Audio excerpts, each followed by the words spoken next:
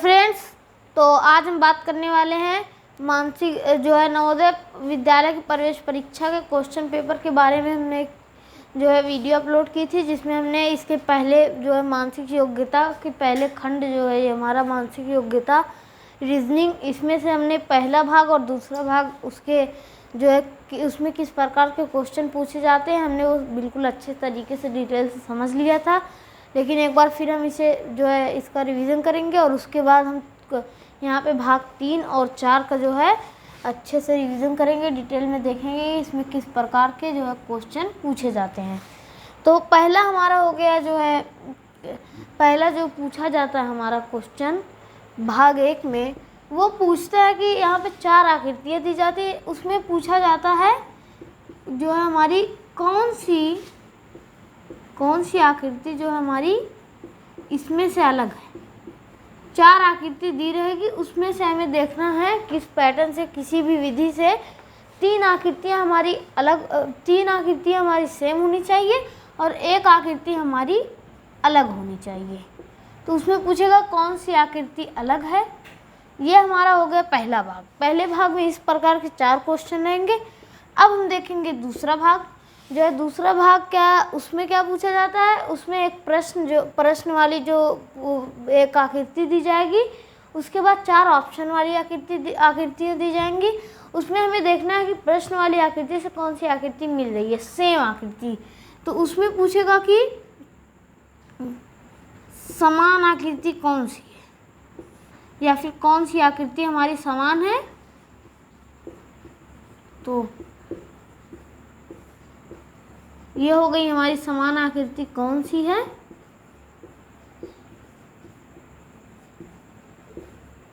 अब उसके बाद हम आ जाएंगे तीसरे क्वेश्चन पर। तो तीसरे वाले क्वेश्चन में हमारा पूछता है कि कौन सी आकृति जो है, यहाँ पे पहले एक आकृति दी जाएगी, मैं थोड़ा रफली समझाऊंगा। यहाँ पे एक हमारे पास आकृति दी जाएगी, उसमें यहाँ पे कोई फूल पत्ती कुछ भी बना होता है, तो मैं यहाँ पे समझाने के लिए सिर्फ ये बना रहा हूँ। तो मान लीजिए हमारे पास यहाँ एक आकृति दी गई जिसमें 4 वर्ग बने हैं। तो 3 जो है वर्ग हमारे इस प्रकार के हैं, लेकिन ये चौथा वाला खाली है। ये तीनों आकृतियाँ सेम है, इसमें कौन सी आकृति भरेगी। तो यहाँ पे ऑप्शन में दिया होता है, पहले मान लीजिए हमारा ऑप्शन ए है, यहाँ पे कुछ भी लिखा हुआ है, इस तरह के फूल बना है, एक इस तरह का एक, उसके बाद बी वाले में इस तरह का फूल बना है, उसके बाद हम आ जाएंगे सी वाले में, मान लीजिए सी वाले में हमारा इस तरह का फूल बना है, उसके बाद डी वाले में हमारा यहाँ पे मान लीजिए हमारा यहाँ पे इस तरह का फूल बना हुआ है। तो इसमें यहाँ पे कौन सी आकृति आएगी आप देख कर पहचान सकते हैं। यहाँ पे हमारी कौन सी आकृति लगेगी, आकृति बी। तो यहाँ पे चौकोर जो है वर्ग बना होगा, ये आकृति यहाँ पे लाकर फिट हो जाए, इस प्रकार के क्वेश्चन पूछे जाते हैं भाग 3 में। तो मैंने आपको रफली आकृति बना के समझा दी है। अब यहाँ पे मैं लिखूँगा तीसरे वाले में क्या पूछा जाता है। तो तीसरे वाले में पूछा जाएगा कि आकृति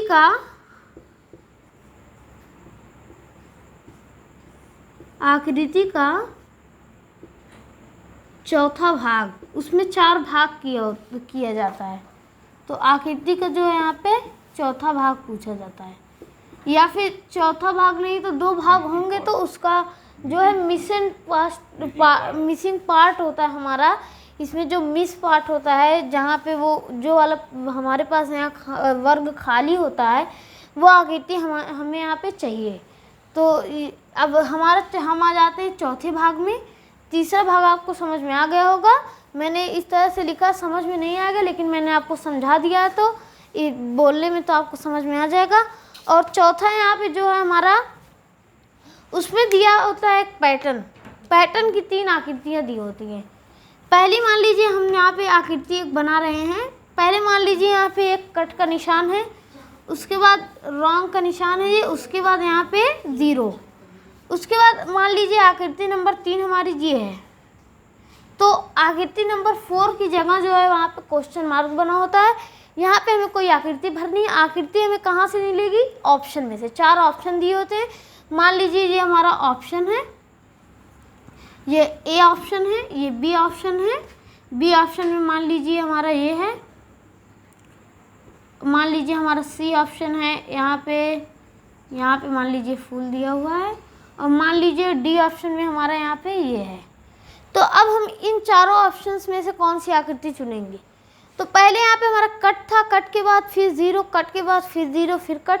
अब कट के बाद ज़ीरो है, कट है, अब यहाँ पे एक और ज़ीरो चाहिए हमें, तो हमारा यही वाला ऑप्शन बिल्कुल सही है। तो इसमें कहना क्या चाहता हूँ मैं कहना ये चाहता हूँ कि इसमें जो है आकृति पैटर्न में दी होगी, और पैटर्न को समझना है, फिर उसी के हिसाब से जो है हमें यहाँ पे आकृति चाहिए। तो जो खाली स्थान पे, तो इसका जो है मेन पॉइंट क्या है, खाली स्थान पर जो है आकृति भरिए।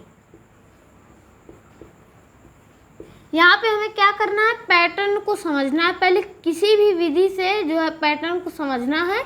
अगर पैटर्न जो है सही आपने समझ लिया, तो चौथे स्थान पर जो हमारा स्थान खाली है, जहाँ पे क्वेश्चन मार्क है, वहाँ पे हम उसे भरेंगे, वो भी ऑप्शन में से देखकर। तो वही हमारा ऑप्शन जो है बिल्कुल सही रहेगा। तो उम्मीद है आपको ये चारों समझ में आ गए होंगे, भाग 3 और 4। तो मिलते हैं अगले वीडियो में भाग 5 और 6 के साथ। तो बाय बाय।